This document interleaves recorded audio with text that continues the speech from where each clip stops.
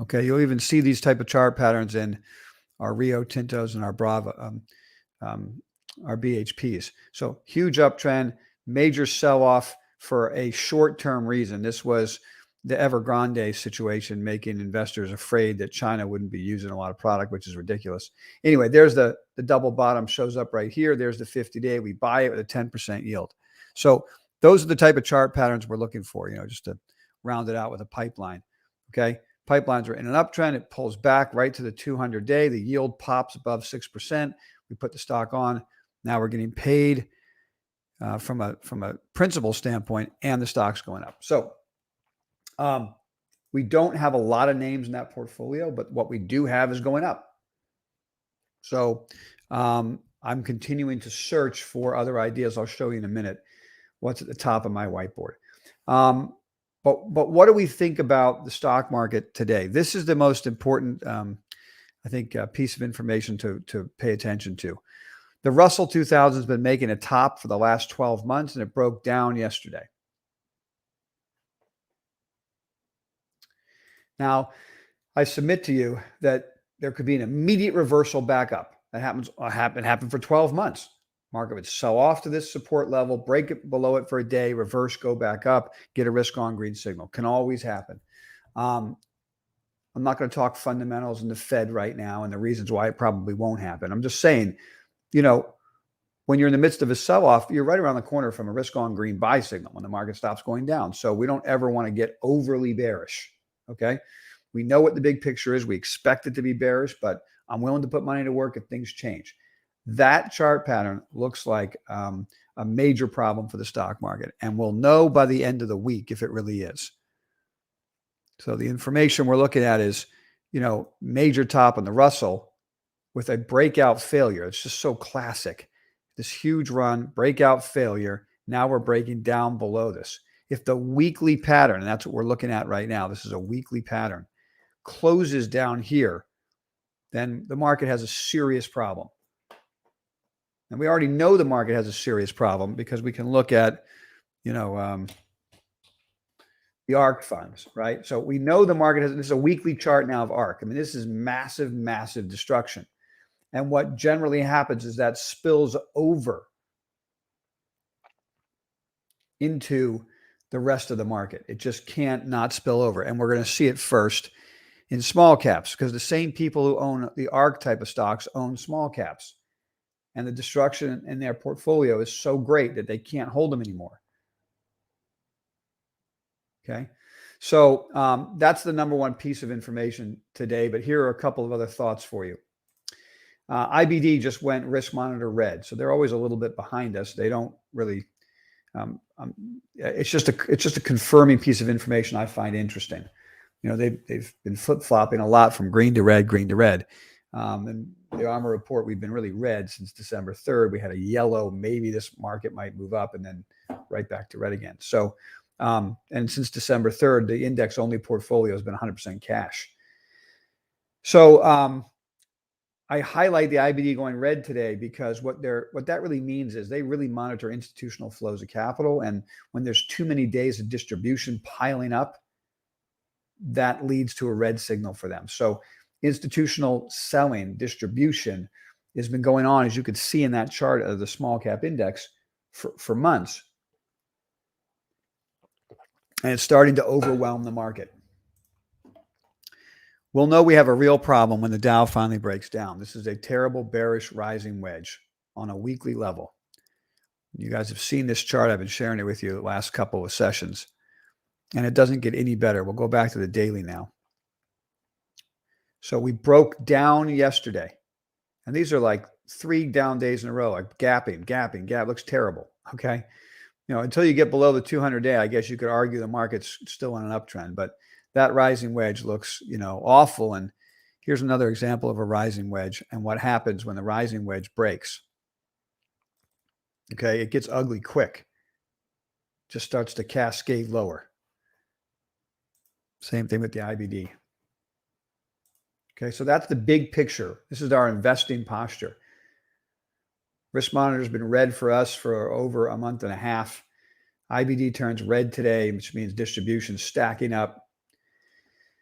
From a gamma standpoint, remember I told you yesterday that over the weekend, the Investors Business Daily said that Friday looked like a constructive day because the market, closed off the lows. And I said, that was a little embarrassing for IBD. I was embarrassed for them because they just don't pay attention to gamma, right? And we all knew what happened on Friday. There was a Vanna rally. They don't pay attention to options. There was a simple Vanna rally in front of a 3-day weekend that lasted for an hour and made Friday look constructive. It didn't look constructive to us. Okay. This is the type of market we're looking at. That's the rising wedge. So what really concerns me, because our portfolio is full of industrial names, this is what I'm watching closely.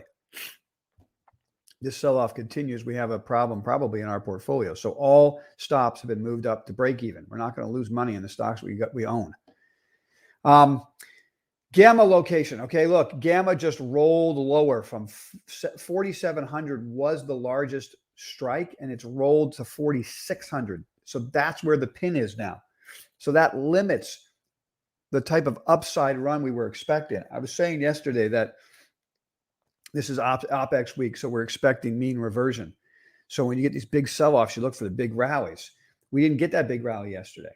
We were just short yesterday in the afternoon, and I'll show you why we were short and how we made money in a minute when we talk about our day trading posture.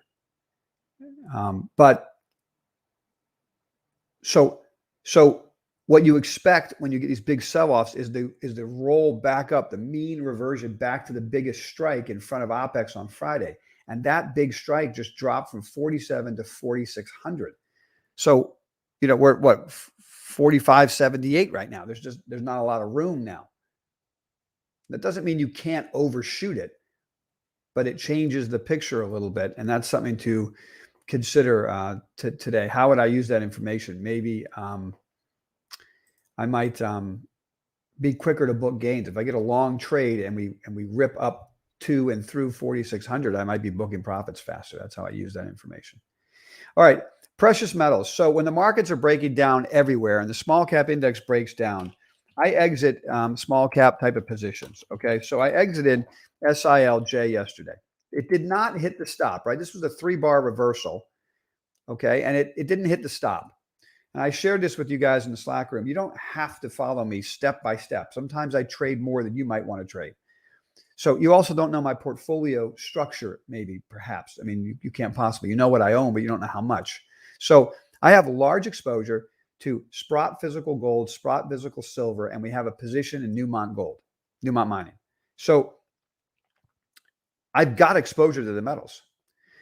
The SILJ and the Nugget are extra. It's excess. It's when I want to be aggressive. In a risk monitor red situation where the market's imploding yesterday, that's not a time for me to be aggressive. So I tried the position in the morning. It ripped higher, and then the whole thing imploded because naturally the small cap index is breaking down. These are small cap stocks. So there's a real difficult situation here for me. Two things that are kind of arguing with each other. The big broader market breaking down, small cap index imploding. So how could small cap mining stocks go up? It usually doesn't, but there are times when it can, it could. Okay. So I'm looking at this chart and I just want you to be all aware. This is my excess aggressive part of my mining portfolio. I'm going to put it back on. If we close strong today, I'm going to put it back on. And I might take it right back off. Okay. So it depends on what the market's doing. This is the stop. So if you don't want to trade as aggressive as me, you just stick with the position. Find the right position size and leave it alone. Maybe that's, the piece of information I would impart today. Or what I'm trying to do is capture massive upside. So I'm trying to put on excess. If we close above the 50, you better believe I'll have it on again. And I'll raise my stop from these 3 bars here to the low of yesterday. So if this thing pops out here, the low of yesterday will be the stop, and I'll have my full position on again. Because I'm looking for a major move here. It's just I don't want to get run over by the stock market imploding. So if the stock market stops imploding, takes a break, recovers from the breakdown in the small caps, this thing's going to flourish. So I'll be back in that position along with Nugget. But Nugget's 2x GDX, and GDX is not doing anything that would make you feel like you want to be really long GDX right now. So if it closes above the 50, I'm going to want to be long. So I'll put that trade back on. So anyway, that's where I am. Now, just to wrap up, here are the top names on the whiteboard if I was to get in long, which I'm not getting long, but these are the names that look really good to me, and not particularly in this order.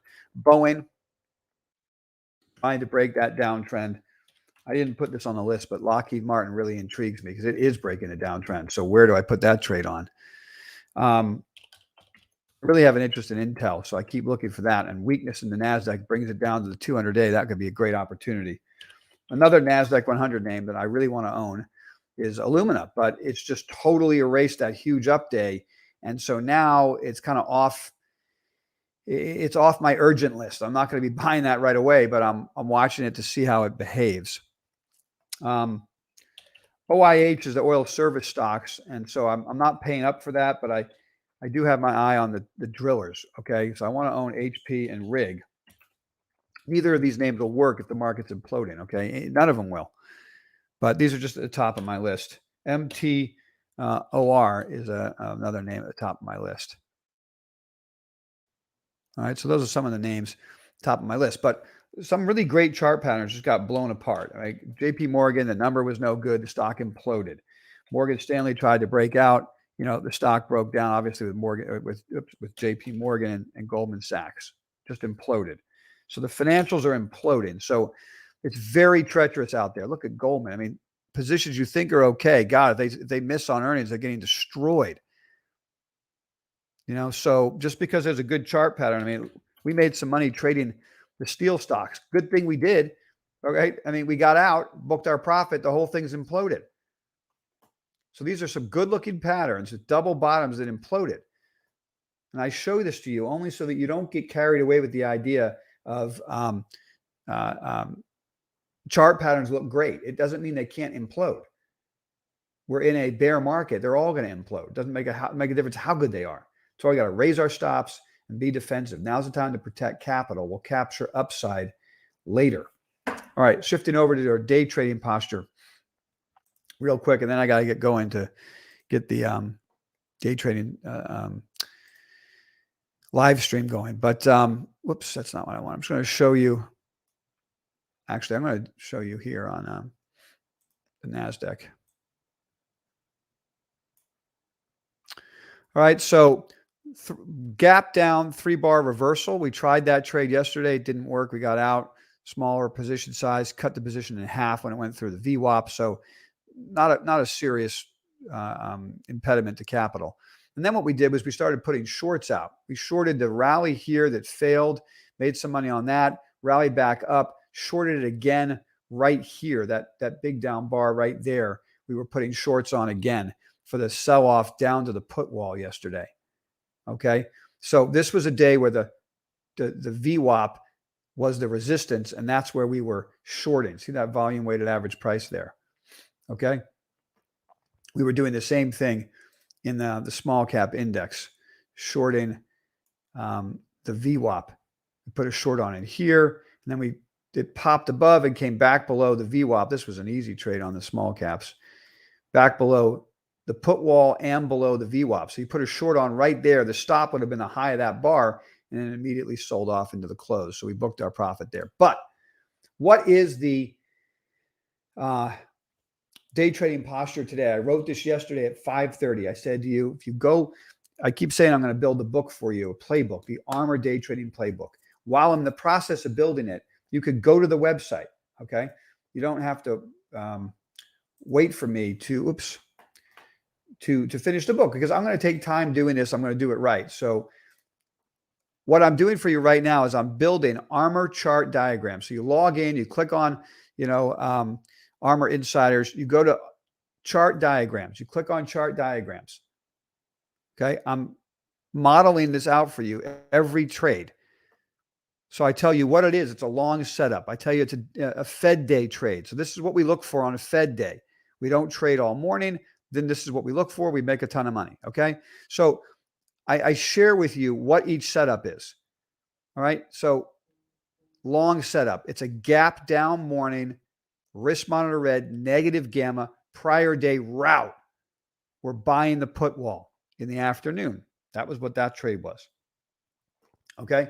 So the trade that I'm highlighting for you today, what I'm looking for, it doesn't have to happen, but I wrote this for you in the Slack room at 5 o'clock yesterday.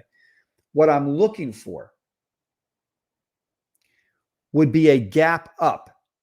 So prior day collapse, gap up, okay, which is just going to bring us back to the VWAP. So when the market sells off hard into the close, it usually, not always, but it usually will gap back up to the VWAP because that's the real price, the volume weighted average price. The last 30 minutes, people were just panicking, not institutions. They weren't selling. It was just people who don't understand the market panicked, okay? And then it gaps back to the VWAP, like 9 times out of 10. So prior day gap, risk monitor red, negative gamma environment, prior day gap down. This is the play out of the ARMR playbook. Prior day. So this morning's a gap up to the VWAP. What we're going to look to do is buy the test of yesterday's low. So we expect the market to gap up, then sell off to test the low and give us a reversal trigger.